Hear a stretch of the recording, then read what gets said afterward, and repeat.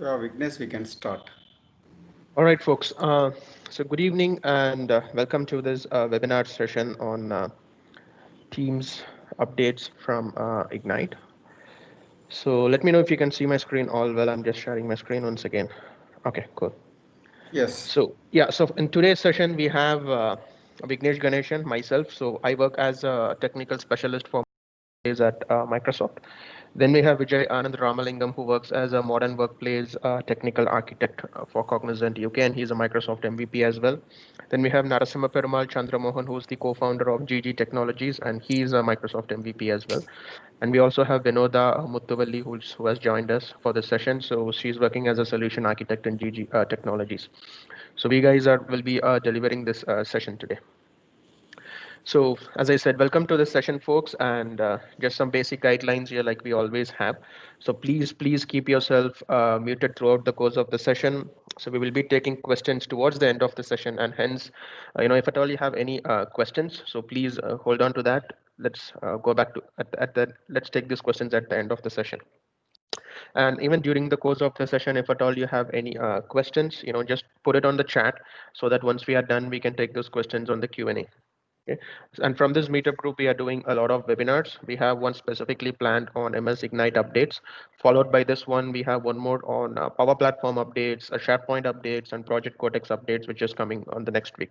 So please, visit that link and register whatever session interests you. Of course, today's second session is going to be recorded, and so we'll be sharing the recording with you. So with that, this is what we have from our session today, and this is what you can expect. So we'll begin by talking about what's new in chat and collaboration when it comes to Microsoft Teams, right? So what are those core features that was announced in Microsoft Ignite specific to chat and collaboration in Teams? Then we'll spend some time talking about what's new from an integration standpoint, right? So when I say integration, what are those core integration capabilities that we have built, wherein Teams would be talking to Power Platform or Teams and other products, how they seamlessly integrate, and what are those new integrations that we have built. And we'll also be discussing about what's new in frontline workers, what's new for administrators, IT pros, and we'll also be discussing about what's new for Teams development. And then we'll be spending a good amount of time talking about what's new in Teams meeting. And we'll also be talking about what's new in Teams calling and devices, right? So just a quick show of hands. So how many of you folks would call yourself as a Teams developer and IT pro? If you folks can just use the raise the hand feature in your Teams and do that, it'll really help us understand how many of you folks are devs or IT pros here. Okay, okay, okay, okay. Okay. And how many of you are into the enterprise voice side of Teams, such as Teams meeting, calling devices, MTR, and other areas? How many of you are into that? And just in case, folks, if you have raised your hand, you might need to, sort of raise it down. Okay. All right. Got it. So with that, I'll hand it over to Perumal to take it away from here. So Perumal and Vinoda would be sharing about what's new in Teams for administration, development, as well as first line workers, integrations, chat, and collaboration. So myself and Vijay will be discussing in detail about what is new for Teams MCD. So MCD in the sense we call it as meeting calling devices from Microsoft. So with that, over to you, Perumal. Okay. Thanks, Vignesh. Let me share my screen.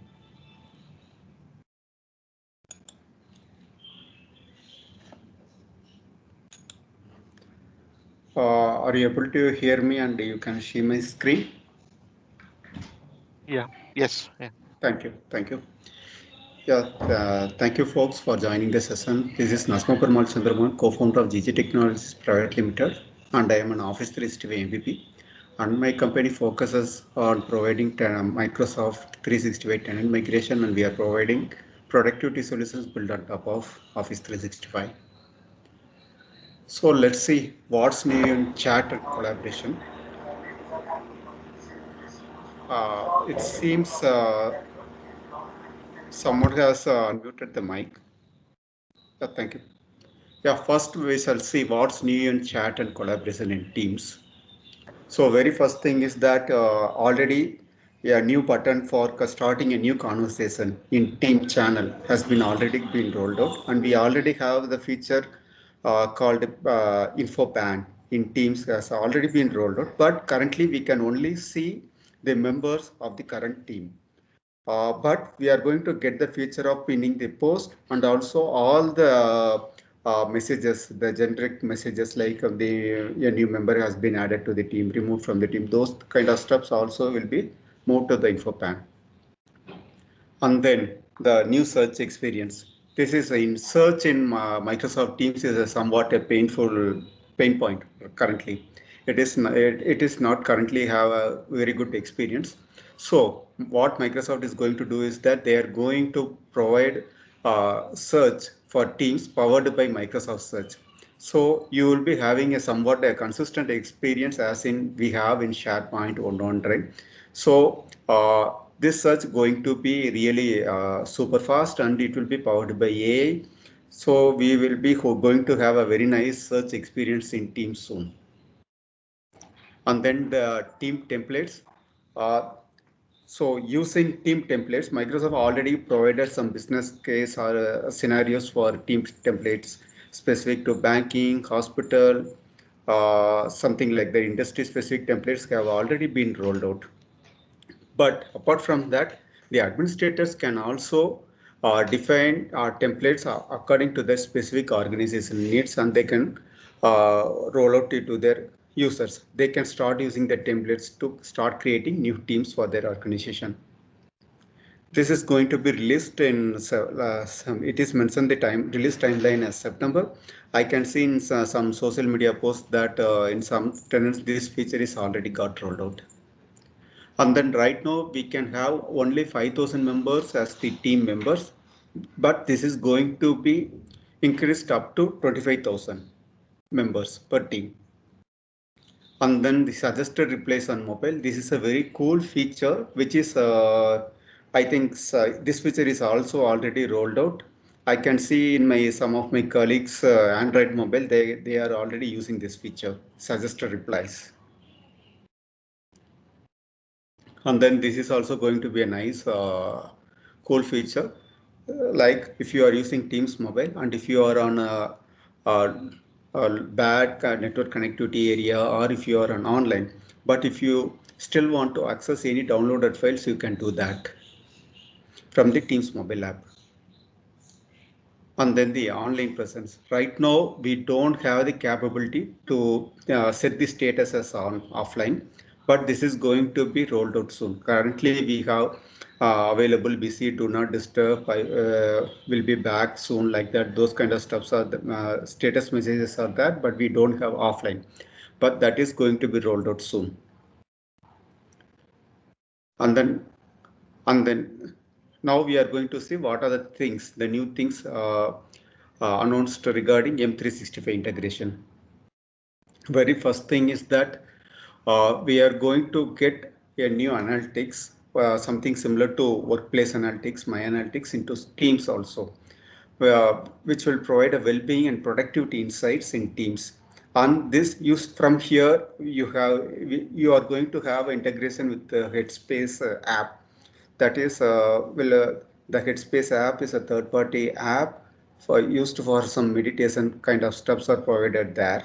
So you will be seeing the integration with that app soon, and also you can have some emotion badge like how you are feeling like that.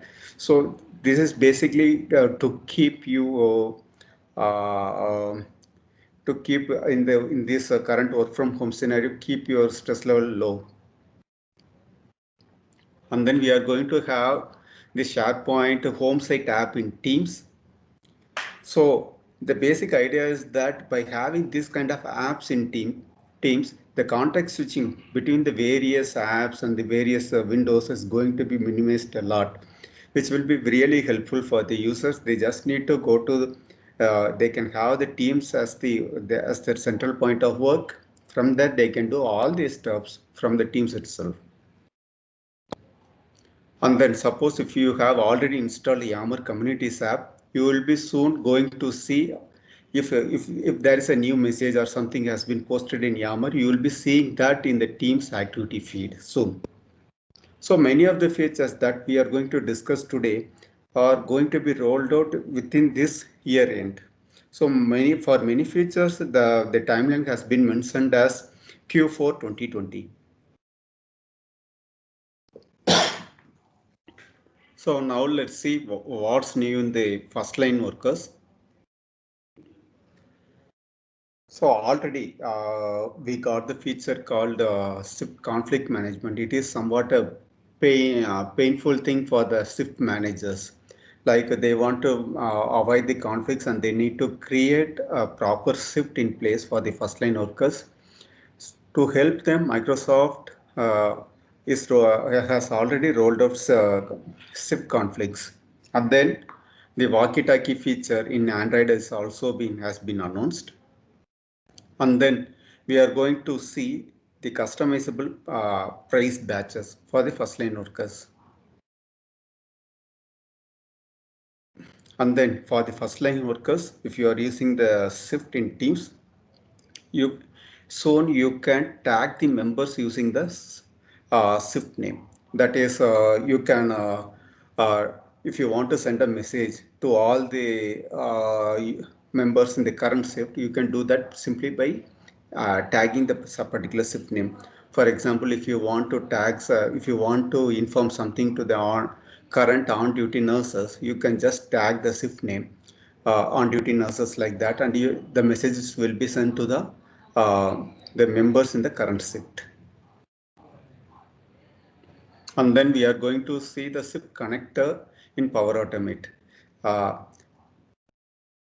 We had the APIs for shift, but the connector in Flow of Power Apps is really a killer thing. It is highly needed one for the frontline managers.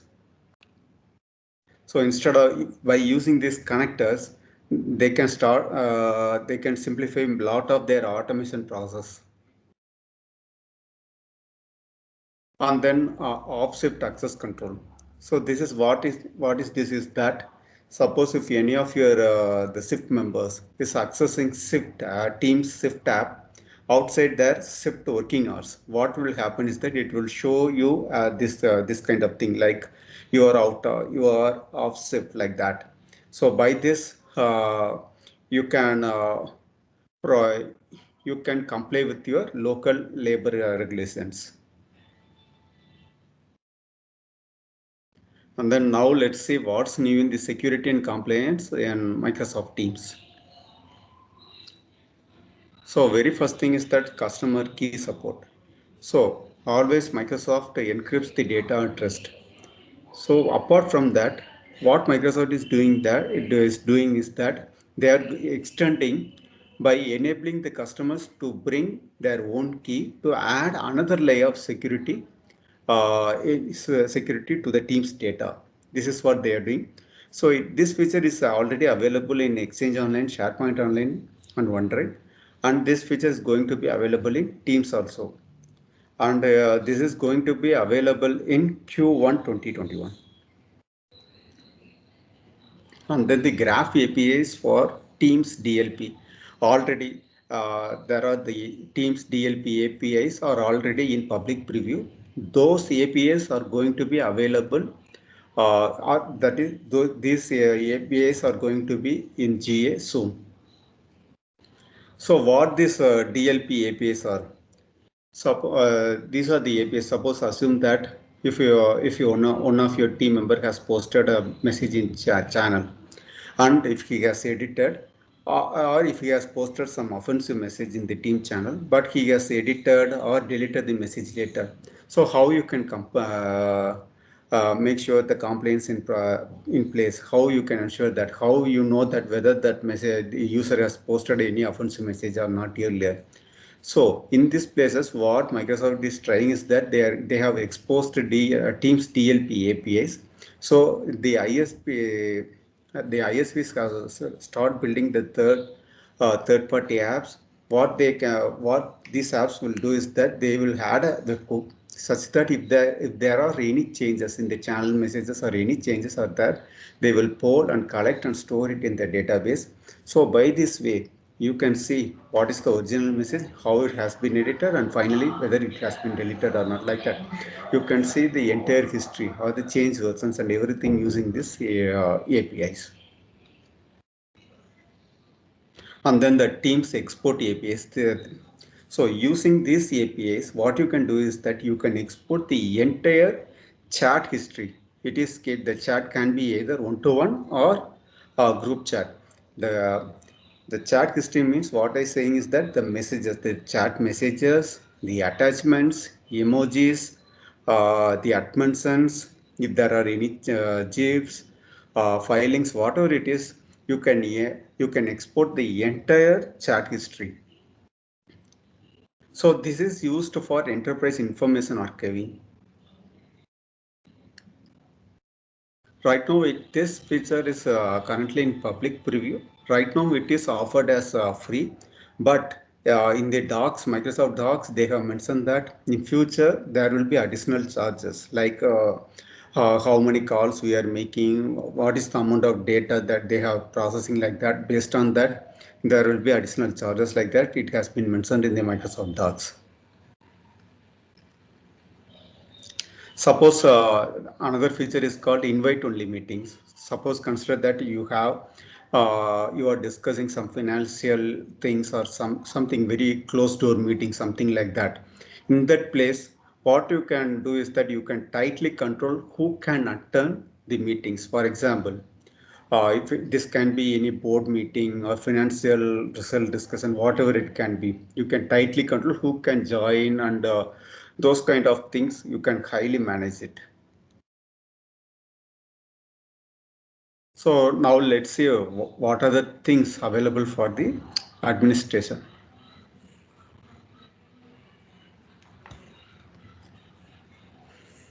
So earlier, the time of introduction of Teams and their Teams Admin Center, there have been many policies like meeting policy, messaging policy. There are several policies are in place. So earlier, we need to apply the policies individually to each users, and then later this has been what Microsoft has done is that they have included the bulk policy assignment. Like I can apply a single policy to multiple users. Now this has been extended up to 50K of users.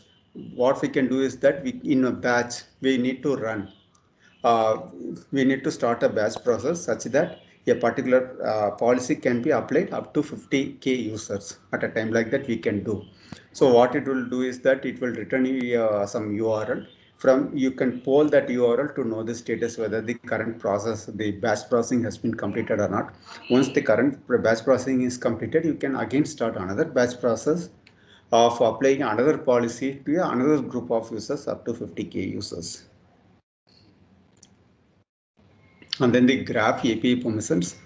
So right now from the Teams Admin Center, you can see what are the third-party Teams app, or what are the first-party Teams app, or what are the organizational Teams app has been used by in your tenant.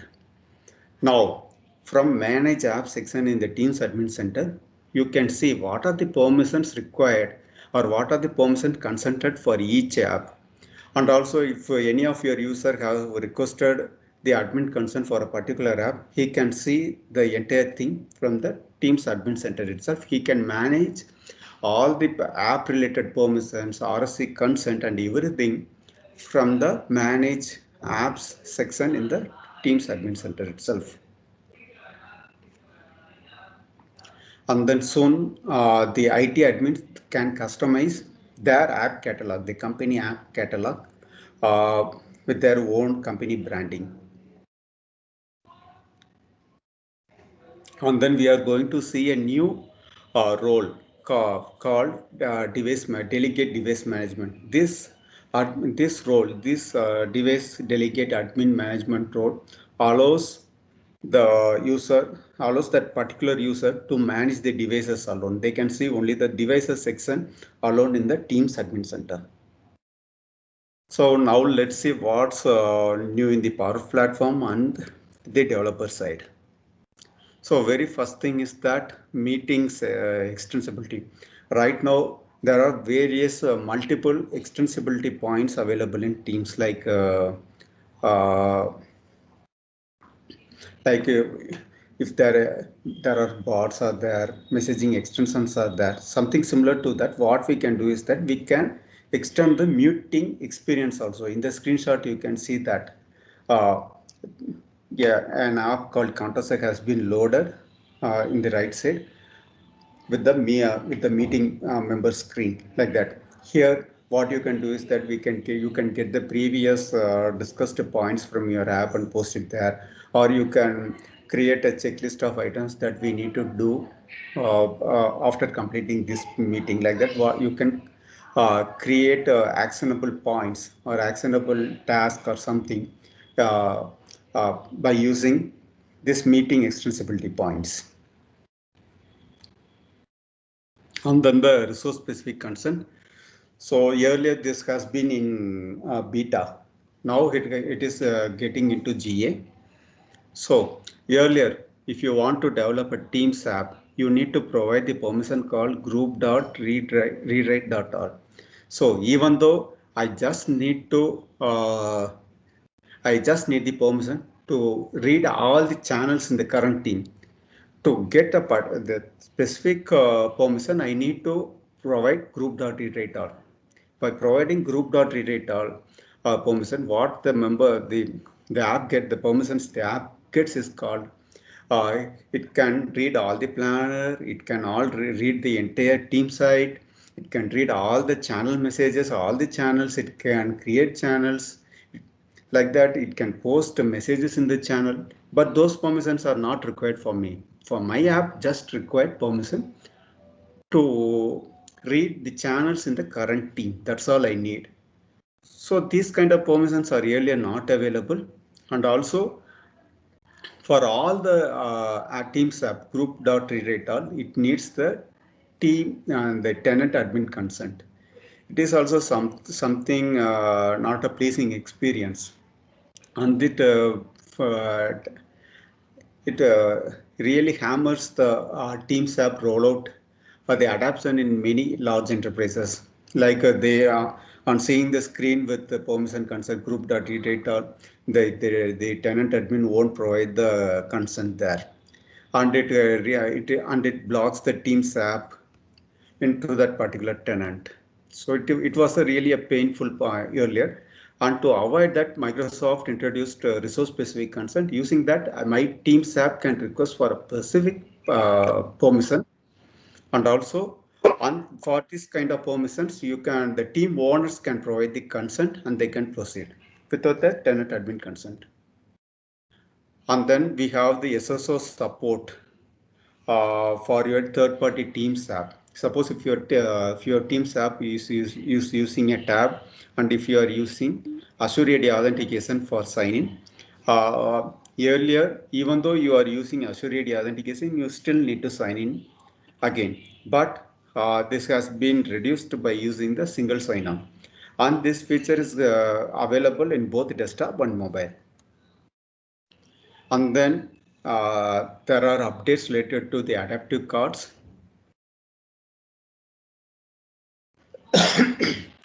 And then now Teams mobile platform updates.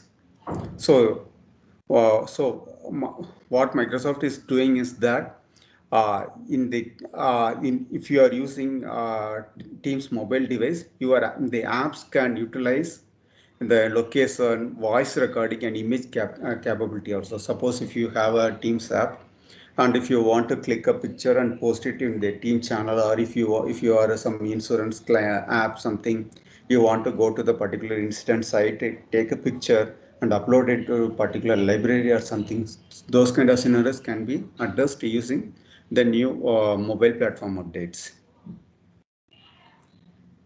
And then the Power Automate app for Teams. So using the new Power Automate app for Teams, what you can do is that you no need to go to the Microsoft Flow or the Power Automate app. You can create the entire flow. You can manage all your flows from the Power Automate app inside Teams itself. So again, the context switching has been reduced. and then the approvals in Teams. So earlier we had approval center in Microsoft Flow or Power Automate. Now it is going to be available in Teams inside Teams itself. So you can go to the approval center in the Teams itself. You can do all your approvals. And apart from that, what Microsoft is doing is that they are going to integrate this with Adobe Sign and DocuSign. And then we are going to see enhanced Power BI app for Teams. So earlier I can only add a particular Power BI report as a tab in my team. Now I'm going to have a Power BI app, enhanced app for Teams itself. From this app, I can see everything, my recent reports, my data sets, my dashboards, and everything from here. So again, some kind of context switching to Power BI and Teams has been reduced. And then Power Apps and Power Virtual Agents. Earlier, I think during build, it has been announced that there is a new service called DataFlex. I think this has been renamed as Project Octave, and this is same kind of stuff. Instead of using the SharePoint or OneDrive as a backend for your teams, Microsoft is trying to push the users to use this common data service model. So this is going to be a default relational database for the Teams app development. So from the admin center, again, we can see if you have added your Power app as a Teams app. From the Teams admin center, you can see the analytics like how many apps are there, how it has been used. Those kind of analytics stuffs are going to be available in the Teams admin center soon. So thanks. With this, my part is completed. Now Vinoda will continue.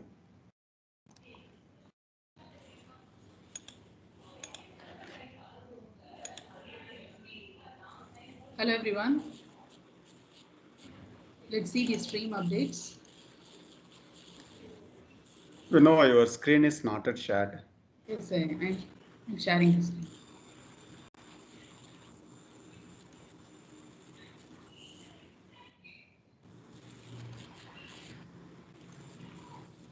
Let me know once you see my screen. Yes, we are able to see your screen and hear you. Yes.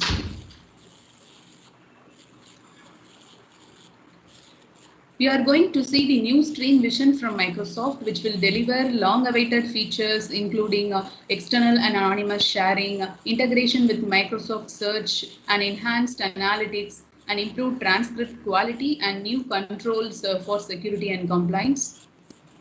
The current stream architecture and permission implementation does not match the rest of Microsoft 365, and the stream users need consistent information governance, API sharing, and guest access. So the stream users expect that the stream need to match the fundamental features of Microsoft 365. And many organizations want advanced customization and organization of videos. So to empower every user to work with fast, intelligent video, Microsoft have a new stream vision. Let's see the classic stream to new stream transition. Classic stream is loosely connected to other Microsoft 365 apps and services, and you have a separate storage for videos. You can manage and upload video using the stream app, and you can link those locations, link those videos in other parts of Microsoft 365. On the other hand, using the new stream, these are tightly coupled with other Microsoft 365 apps and services, and you can upload the videos as same as any other file in Microsoft 365. And you can store the videos in OneDrive for Business and SharePoint Online, and these videos are considered as stream videos. And you have a greater flexibility and advanced customization of videos using the new enhanced video portal templates in SharePoint. And you can share the videos with permissions, and you can use it in all Microsoft 365 apps. And stream really falls into three core jobs, organizing, consuming, and creating video. For organizing, you can aggregate the videos, and you can break out videos by topics with groups and channels, and you can discover, embed those videos in other locations. And for consuming, you can use the direct link or embed code in other locations. And for creating, you have screen recording, meeting recording, and mobile capture. In the new stream, we have a lot of features in this core jobs. For organizing, you can aggregate the videos using the SharePoint site template, and you can break out the videos by topics with sites, names, communities, and folders. And you can discover and embed the videos. And for consuming, you have a new stream web app, and videos behave the same way as other file in Microsoft 365. So you can watch videos in SharePoint, OneDrive for Business, Teams, Yammer, and other apps. For creating, you can create and upload video everywhere across Microsoft 365, and you have a mobile capture in more apps. And in new stream app, organization of videos is really a flexible one, and the users organize the videos using the use cases such as more constrained to fully democratized. In the first use case, if you want the videos to be more constrained, there is more control, then you can use the Stream web app and OneDrive for Business to create videos. There you can share, upload, and discover the video shared with you across Teams, Yammer, SharePoint, and OneDrive. And in the second use case, if you want to convey some information to everyone in the company, that is the company-wide top-down knowledge sharing, then you can use the public SharePoint communication site or Yammer community. And in the team collaboration use case, if you want to collaborate on videos to a set of people, then you can use the private SharePoint team site or Microsoft Teams or Yammer community or communication site. And the last use case is a company-wide collaboration. If you want to democratize your area, that is, everyone can upload videos and everyone can view the videos. Then you can use the SharePoint communication site that is open for all to upload. So by seeing these use cases, you came to know that the new stream is a really adaptable one. Let me take you through the new stream features one by one. This is a new stream web app. Here you can see all your own videos and the shared videos and shared with you across Teams, Yammer, and other apps. And here you can upload the video, start screen recording, webcam video, and you can create playlist and podcast. New stream playback, you have the same high quality and high scale playback as same as classic stream. And along with the video, you have enhanced transcript, chapters, meeting chat, comments, and reactions. And they are going to provide the CDN support in OneDrive and SharePoint Online for storing videos. Using portals, you can customize the videos, and you have enhanced video portal templates, which is built on SharePoint. There you can manage and brand your video portals. You can create communication site video portal, team site video portal, and hero portal with mixed content. And regarding the Teams meeting recordings, the meeting recordings are saved to OneDrive for Business and SharePoint Online. And there is an improvement in meeting recordings and basic information governance. And those who have a edit permission in meeting recordings can share the meeting recordings to the guest and external users. By default, guest and external users are not able to access the videos. And they can, using the request access flow, the guest and external users can access the video. And they are providing storage quota for in OneDrive and SharePoint Online, and they support the bring your own keys, so the users can create and manage their own keys there.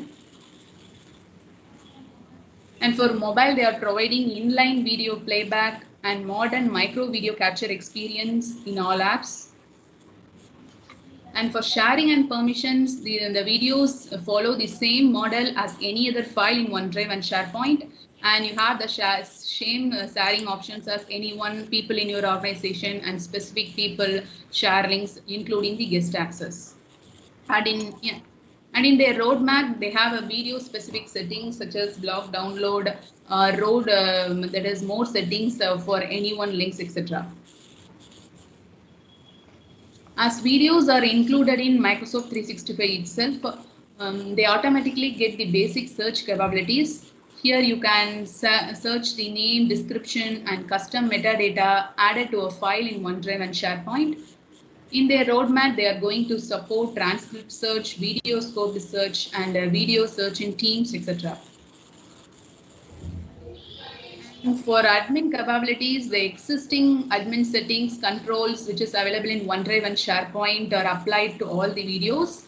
And they are exploring ideas about the special admin role that manage all videos across Microsoft apps.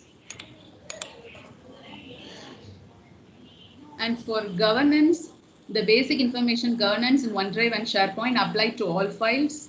And you have an automatic retention labeling in Teams meeting recordings this month. And in the roadmap, they are going to provide e-discovery on transcript, legal hold, sensitivity labels for videos. And video usage analytics is a much needed one. They are going to provide which part of the video viewed and average view time, video playback devices such as specific video analytics. And they are going to support the classic stream to new stream migration. And they mainly focus on flexibility in migration, and they support both the admin and end users can migrate content, and they are providing link between the classic stream and the new stream app. And not all content must move to new stream. You can keep the old videos in the classic stream itself, and it will be deleted over time. And they have a lot of phases to execute this migration. In the first three phases, they show the preview of migration, and next they can start the migration when new stream is ready with needed features. And at last, they are going to set the retirement date. Before the retirement date, we will be required to run the migration. And already some video APIs are there. They are going to improve existing APIs for video specific items, and they are going to improve the SharePoint migration APIs for videos. And the videos are consuming the existing file storage quota from OneDrive and SharePoint Online, and they are going to provide the CDN support for that. And you can apply the automatic retention labels for the Teams recordings and all. And they are going to provide a new feature for all license types that expires and deletes the Teams recordings automatically after some days, and the admin can change the limit. This is a new stream roadmap. We got a message in Message Center that you can enable the Teams meeting policy to store the Teams meeting recordings in OneDrive and SharePoint. Once it's enabled, you can have a guest and external sharing, basic governance, auto retention policies for meetings. And in the next year for Q1 and Q2, you have more specific video analytics, that is which part of the video viewed by the users, and the new stream web app and playback quality and scalability, and the migration tool.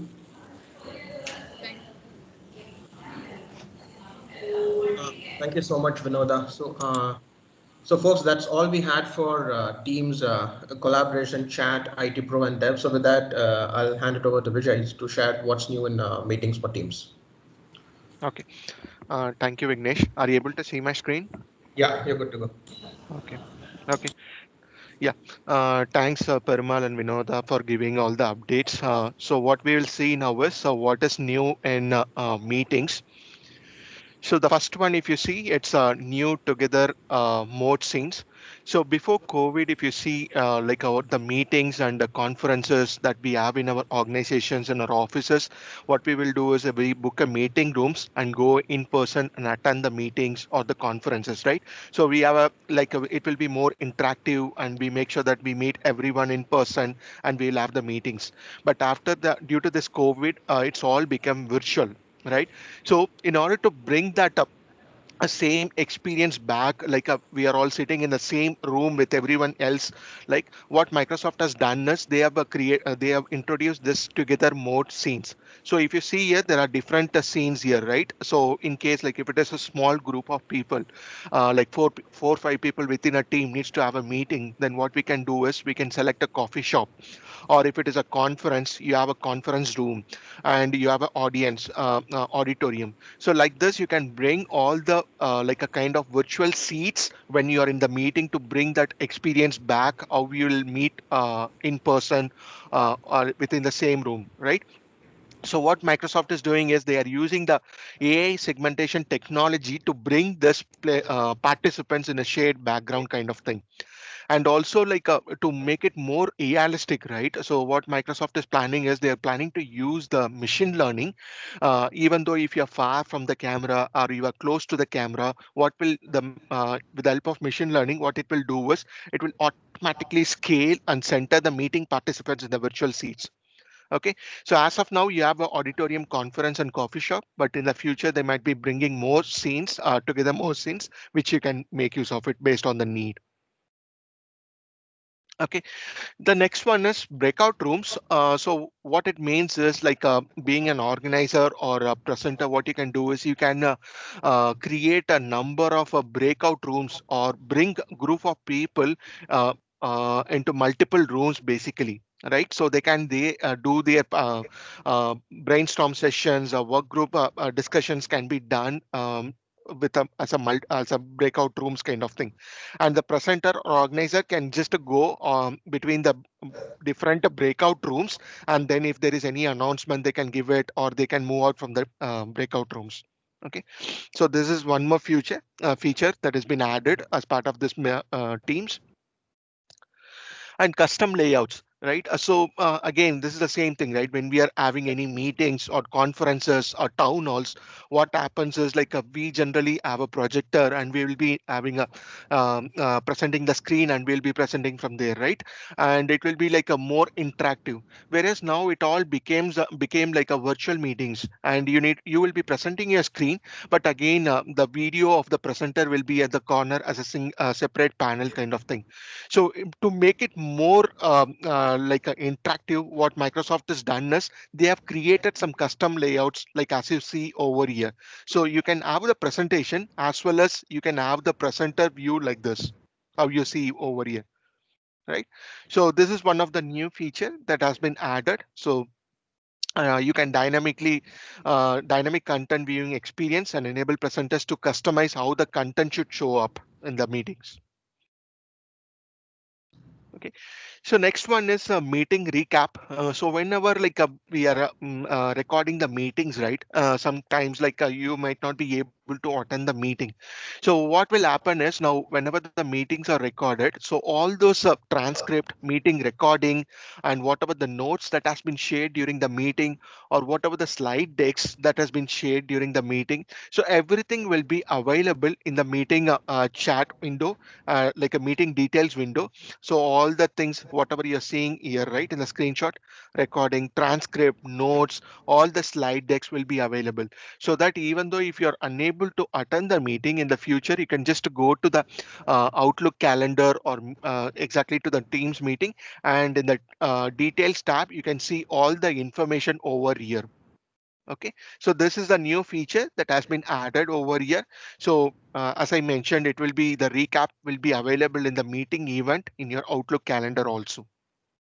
Okay, so going to the next one, meeting recording improvements. So I think like while we are seeing the stream updates, Vinoda was also mentioning few things. So till now, if you see, whenever we have any meeting recordings, right, it gets stored in the stream, right? And the problem is, in case like if you want to share that recording with anyone outside your organization, basically with the external users, then there is no direct way to share it. So what you have to do is you need to download the recording and you need to upload it to OneDrive, and then you need to share that recording to the external users or the users who are outside your organization. That is what we generally do it when the Teams meeting recording is being needs to be shared, right? And also admin level, if you see, there are limited options available in order to manage this team recordings videos. So now what Microsoft has done is they are going to store all this Teams meeting recordings in OneDrive and SharePoint. So since it is going to get stored in OneDrive and SharePoint, it will be just like other files, right? How we have our documents. So it is going to we are going to benefit all the features of SharePoint and OneDrive when we are with the Teams recorded things, right? So you'll have the permissions. You can manage the permissions. You can share it with the external users, retention policies, information governance, and also you have APIs, right? So how we are accessing the other files. So you can even access the Teams recordings with the same APIs, SharePoint and OneDrive APIs, which are available. Okay.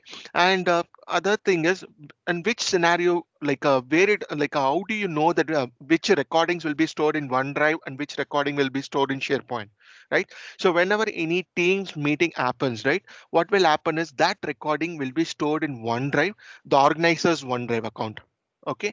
And in case if there is any meeting that has been scheduled within the channel, so all channel related meetings, that recording will be stored in the respective SharePoint site. So this is how it will be stored actually. So if it is an individual meeting, it will be stored in the organizer's OneDrive account. And if it is a channel meeting, it will be getting stored in the SharePoint site. Okay, coming next to one large meeting support. So as of now, if you see, if I'm not wrong, if you create any meeting, Teams meeting, you can have up to 300 attendees, right? So in case if you want to have more attendees, so what Microsoft has introduced is like they have introduced something called advanced communication add-on for Microsoft Teams. Okay, this is a new add-on that has been introduced. So in case in your organization, if you want to further enhance your communication experience, right? Communication experience in the calling or meeting experience, what you can do is you can get this particular advanced communication add-on. Okay, once you get that, it gives you a, it includes like large meeting participants, and it includes a meeting customization. And in case if you want to manage your communication policies, so all those features are enabled as part of this advanced communication add-on, which is available for Microsoft Teams, right? So what you can do is with the help of this one, you can increase, you will have a support up to 1,000 participants, and it will have a full meeting experience. Full meeting experience in the sense like you, it will be interactive, like how your general meeting will be there, right? So even the attendants can attendees can interact with the organizers and all those things. General meeting, how it will be. So in case if you want to extend further that also, yeah, you can extend it up to 20,000 participants. But what will happen is they will have a view only meeting experience. Okay, so what does it mean exactly? So up to 1,000 attendees, right? It will have the interactive experience. The after 1,000, whomever joins that particular meeting, up to 20,000 participants, they will have a view only experience. View only experience in the sense they will be able to listen to the organizers or speakers who are talking, presenters, but they will not be able to interact.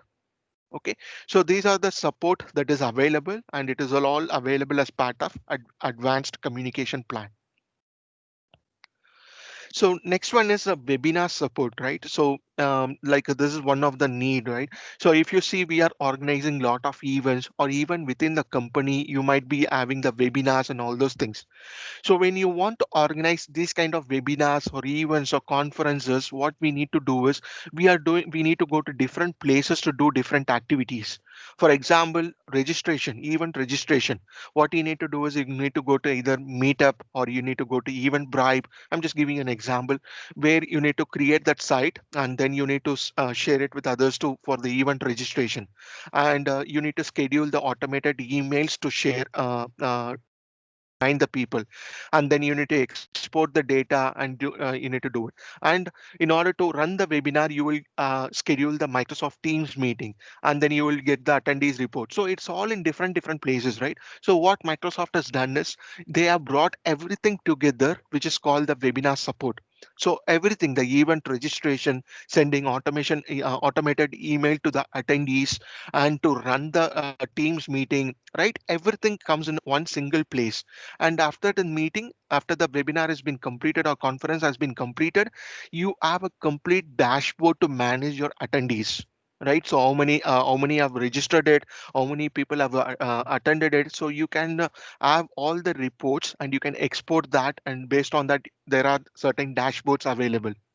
Okay, so this is one of the new feature which is introduced by Microsoft, and it's really a cool one because like this is really required instead of going to multiple places to organize a event or organize a webinar.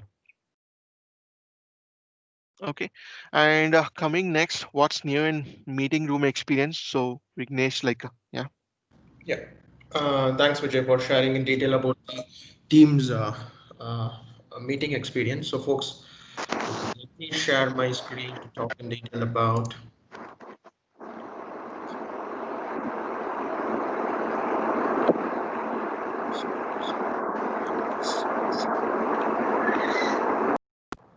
Okay.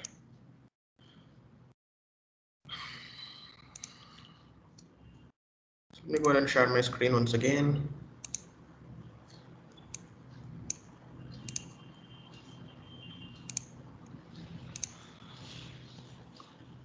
All right, so when it comes to Microsoft Team Rooms experience, right? So basically, we call this as the MTR from Microsoft. So these are basically the certified devices which are meant to work very well with Microsoft Teams for meeting, calling, video conferencing, and things of that sort, right?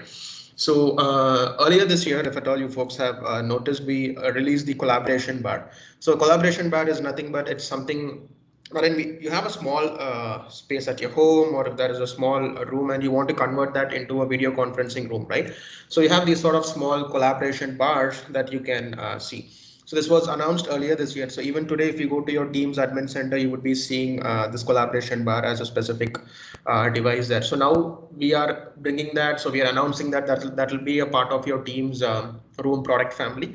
And the first device that we have, which is completely running on Android, will be Poly G7 500, which is going to be a part of it. And we also have other OEM vendors also who would be joining this journey with us, wherein we're speaking about Yearlink, Dolby, and all, wherein they'll be making devices, collaboration parts for Microsoft Teams rooms. The next is we have touchless meeting experience. So more than ever before. So this is so we are in some challenging times, and we are talking a lot about social distancing. So we were all in lockdown for quite some time, and now we are mostly into the reimagine phase, wherein we are thinking about how we can come back to work, and make sure that we are maintaining the same social distancing ever, right? So in that case, these are some asks which comes from our customers. So when I say touchless meeting experience, you can simply walk into a Teams MTR room and just say that, hey, Cortana, turn on my meeting, and Cortana will light up your meeting. So earlier the experience was such that, say for instance, if it is a Crestron powered video conferencing room, or from any other vendor, right? You have to go and click on the join button on the touch panel, and then the meeting will light up. So with this experience, you can just simply walk into your room where you have your meeting scheduled and just say, hey, Cortana, bring up my meeting, and that's it. You can join the meeting. Then we are also announcing support for Teams casting for Microsoft Team Rooms. So what this basically means is if you want to mirror your mobile screen or any device into a Teams MTR, say for instance, 5 to 6 people are there in a Teams MTR, you're doing a video conferencing and you want to share something from your mobile. So you can do this mirroring using this feature. Then we also have proximity join. Today, you might have already noticed this. So if you're joining a meeting from your Teams app, and that'll be an option which says proximity join. So it'll automatically detect the nearby conferencing rooms, and it is going to tell you that, hey, there is a conference Teams MTR room nearby. Do you want to join it from there, right? So proximity join was there for, of course, for other OEM vendors, and now we are announcing that for Surface Hub also. And meeting room capacity notifications, once again, need of the art. This was also an ask which came after the COVID time. So basically, if you look at this image, it speaks about what this future is. Let's say a given a meeting room can accommodate only 10 people, right? And for whatever reason, 11th person hops in. So it is going to raise an alert saying that, hey, as per the guidance given, and this is basically possible with the sensor and AI that our OEM vendors build inside this MTR. So if there is 11th person comes in, it's going to detect and give everybody a notification that, hey, there is 11th person who is coming in, and this is something which is a strict no because this room is only for 10 people, right? So this is something which could really help in these sort of challenging times. So new gallery view on Teams Room and Surface Hub. I see a lot of slides where we have mentioned Surface Hub. So we are talking about the Surface Hub 2S, guys. So I believe a lot of you might have seen that device virtually, or if in from Microsoft, we are shipping some units for demo purposes of Surface Hub to our customers' places. So basically, if you're C-level executives, today we are all working from home. If they want to have a video conferencing kind of an experience, so we are shipping them a demo Surface Hub 2S device. It's a brilliant device to use. It does a lot. There is an amazing amount of work that it can do, and anybody who sees that device, like you just spend an hour with that device, you'll totally fall in love with that. Right, so that is also joining the family of Teams MTR Surface Hub. So now you can have that new gallery view wherein you can see multiple participants. So in for earlier it was there for our other OEM vendors, and now we also have that for the Surface Hub, wherein you can have that large gallery kind of a view and for together mode and so on. So Microsoft Teams panel. So anybody who has been in the industry for quite some time, you might have noticed something similar to this in back those days, right? So before when you're entering a Teams video, when you're entering any video conferencing room, let's think about Cisco or anything else, right? So there used to be a panel, and that panel is going to tell you, so what is the meeting that is going on, what is the next appointment, and how many seating capacity is that, and there is a lot of information that this can do. So the same thing is possible now. So these panels will be kept on the door when you're entering your conferencing room. So it will give you the complete schedule, and there is a lot that you can do. In fact, I was talking to Crestron the other day, and they're even planning that even for a meeting you can do the catering order, like how many cup of tea is required or snacks is required, and concierge, shuttle support, everything can be configured from this Teams panel itself. Okay. And so when it comes to deploying MTR, so we are planning to run this from our Fast Track. So if you know Microsoft Fast Track, so we take care of your Office 365 migration, and there is a good amount of support that we do for your Teams, rollout or Office 365 rollout as well. So now we are also helping you to deploy the Teams MTR. So if you are one of those customers who are planning to purchase a Teams device, an MTR, and you want to build an MTR, so you can of course take the support of Fast Track, and Fast Track can help you folks to deploy an MTR in your office. So Vijay, over to you to discuss about the few updates on what's new in calling.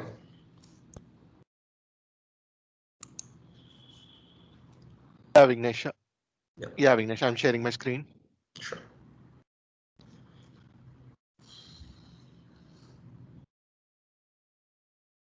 Yeah. Okay, so we'll quickly see what's new in calling. So the first one is the new calling experience. So when you currently, if you go to Microsoft Teams, you can see this one. When you click on calls, you see a navigation, right? You need to click on each and everything to get the details, right? Contacts, history, voicemail. So what Microsoft now they have done is they brought a new experience where you can see all the things in a single place, like contacts and everything in a single place. So this is a new experience they have introduced. And then the collaborative calling. So when it comes to IT help desk or HR helpline kind of things, if you see, right, based on the call type or based on the request, or it goes to a different call queues, right? So now what Microsoft has done is they have introduced something called collaborative calling, which helps the IT admins to quickly connect your call queues to specific channels. Okay, and then it allows the team owners can manage the settings. So this is one of the new feature. And the next one is one-to-one calls. They have added additional features to one-to-one calls. So generally, when you have meetings, right, you can record the meetings. You will have a transcript. You will have the live captions. So what they have done is now they have introduced all these features to one-to-one calls also. So if you are going to have any one-to-one calls, you have a capability to record that one-to-one calls. You will. It also includes transcription. It includes the live captions, and everything will be available over there. And then once it's all recordings are available in the chat window after a call. So all these new features are added to one-to-one calls basically. So yeah, Vignesh, new calling plan countries. Sure, I'll take it up from there. So folks, the next update that we have when it comes to Teams calling is, so I believe everybody understands what we mean by a phone system and what we mean by a calling plan when it comes to Microsoft Teams. So which is why in the very beginning of the session itself, I asked how many of you folks come from that side of the background. So just to quickly spend a minute or two talking about that, since I understand that some of you may not be coming from that background, right? So we have something called as phone system. So what this simply means is, see, when you have a phone system license, your Microsoft Teams client will start acting like a soft phone also. So what I mean by that is, if you come here, if I'm just sharing my screen here, so you will start seeing a dial pad here, like literally like a dial pad wherein you can dial you can dial phone numbers, you can dial extensions, you can have PBX calling, and you can also do PSTN as well. So that is what we mean by phone system. For that to work, you need a phone system license and you also need a calling plan. So when I say phone system, just think of that as you bought a new phone, right? So that is what we mean by phone system. So earlier we used to call that as cloud PBX, because the entire PBX setup will be hosted on Microsoft's data center, and now the new name is given to that. We call it as the Office 365 phone system, right? So when you're purchasing a new phone, just think of that as a phone system, and for you to make calls from that mobile, you need to, of course, have an Airtel or whatever, right? So those are the plans, those are the service providers who are offering you the calling plans, the same concept here also, right? So of course you can get this, the dial pad, but for you to make calls, you need a calling plan. And there are two ways you could do that, right? So one is you can purchase the calling plans from Microsoft users and you're good to go.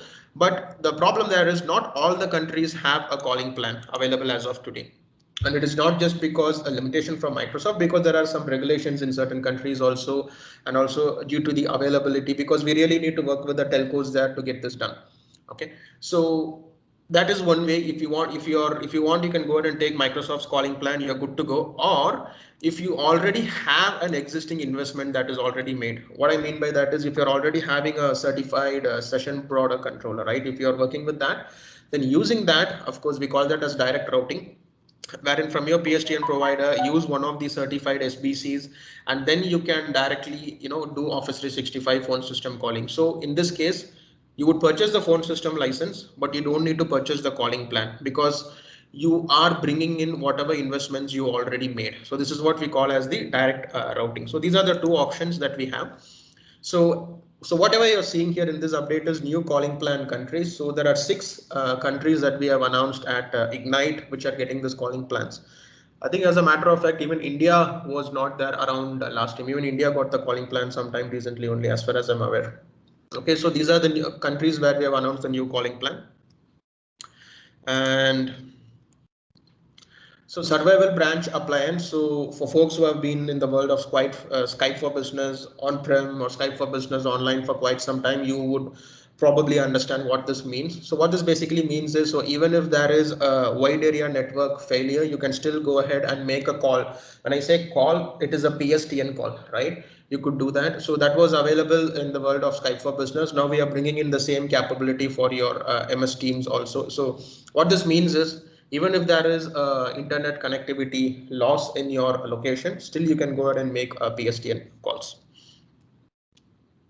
So Nokia is joining us in this in the list of session border controller. So if at all you saw in the direct routing slide which I was showing you, so we have a list of certified session border controllers. So these are basically the partners whom we work with. So what I mean by that is, if at all you want to do a direct routing configuration, you should be working with either one of those partners. We have AudioCodes, and there I think Oracle was there, and there are a lot of other partners that we have. So recently Nokia has also joined the list, and Ericsson is also getting the certification done. So if at all you want to go with them, or if you already have an a Nokia SBC or Ericsson, then you can simply pair it with Teams, and then you're good to go. Microsoft Teams personal devices. So of course, this is a list which we keep improving quite often. So these are the list of Microsoft Teams peripherals. So peripherals are these devices that you can use, and then you have the Teams phones and Microsoft Teams display. So these are the set of new devices that are getting launched. Microsoft Teams displays. So what you're seeing here is these are purpose-built devices specifically for you to have a Microsoft Teams meeting or calling, and you can even do chatting from here, right? So you can sort of extend, from your ongoing meeting which is happening in your laptop, you can sort of extend it to these devices. But as you can see in the screen, these are purpose-built only for Microsoft Teams. I'm not sure if these are meant to even support Zoom or Cisco. I'm not really aware of that at this point in time. But these are basically running an Android operating system, and you can just keep it here and you can join. So what this simply means is you don't need to bring up your laptop or you don't need to be on your mobile app to do this. Just have this device there and you can join a meeting. And some announcements for Microsoft Teams phones. So basically these old SIP phones that you can see towards the left hand side of the screen. So these were basically meant for your Skype for Business. So we are sort of extending the support also for these devices. And we are also announcing some new affordable Teams phone for core calling.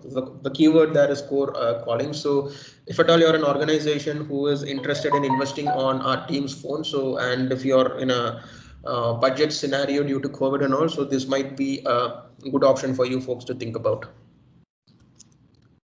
And this is something which is really a very good update. So we are also announcing device as a service option for all Teams devices, right? So which means earlier how it used to work is, of course, from Microsoft, you would be under an EA. So you would get our Office 365 licenses. With that, you would be getting Teams.